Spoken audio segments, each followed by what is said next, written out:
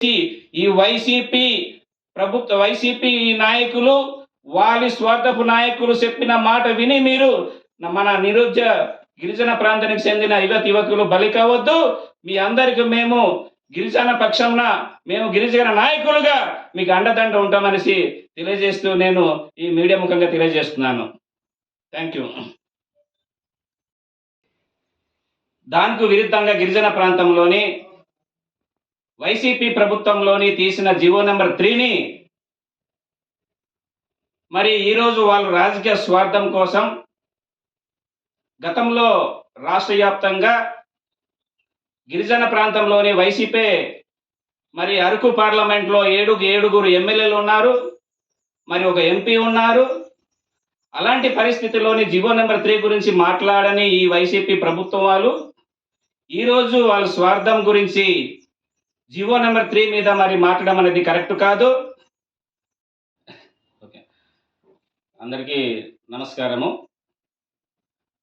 అదే గిరిజన ప్రాంతంలోని నిన్న 2వ తారీఖు మరి జీవో నెంబర్ 3 ఇష్యూ మీద రాష్ట్రంలో మన్యం బంద్ ప్రకటించడం జరిగింది. మరి వివిధ సంఘాలతోనే మన్యం బంద్ చేశారు. దానికి మన తెలుగుదేశం ప్రభుత్వము గౌరవ ముఖ్యమంత్రి గారు నారా చంద్రబాబు నాయుడు గారు అరకులో ఏదైతే వచ్చారో కదలరా ప్రోగ్రాంకి వచ్చారో ఆ రోజే ఈ వైసీపీ తీసిన జీవో నెంబర్ 3ని ప్రత్యేకించి ఒక జీవో సృష్టించి మళ్ళీ జీవో గిరిజనులకే 100% ఉద్యోగం వచ్చినట్లు చేస్తారనేసి ప్రియతమ గౌరవ ముఖ్యమంత్రి గారు జాతీయ తెలుగుదేశం పార్టీ అధ్యక్షులు చెప్పడం జరిగింది. గత నెల 21వ తారీఖు ఐటీడీఏ పాలకవర్గ సమావేశంలోని మరి గౌరవ మన రాష్ట్ర గిరిజన శాఖ మంత్రి వారిలో గుమ్మడి సంధ్యారాణి మేడం గారు పాలకవర్గ సమావేశంలో ఎంపీలు ఎమ్మెల్యేలు అడిగిన ప్రశ్నకు సమాధానం స్పష్టంగా చెప్పడం జరిగింది. మరి జీవో నెంబర్ 3 అనేది మీ వైసీపీ ప్రభుత్వంలో రద్దు చేశారు కదా, మరి అప్పుడు మీరు ఏం పీకారు?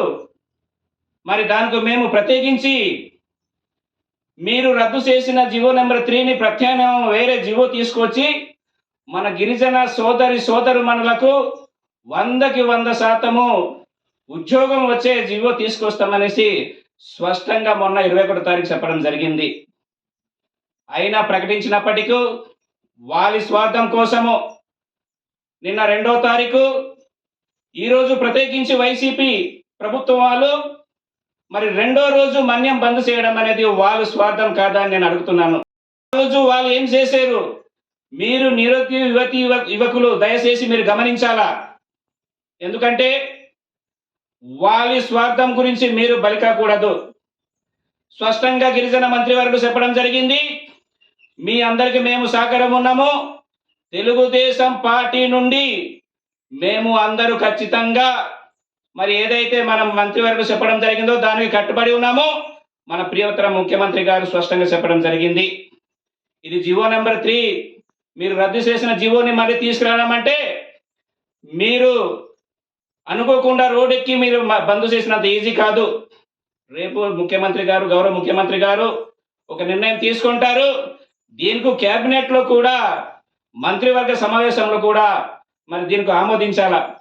ఆమోదించిన తర్వాత మీరు చేసిన అన్యాయాన్ని న్యాయ సలహా కూడా తీసుకోవాలా.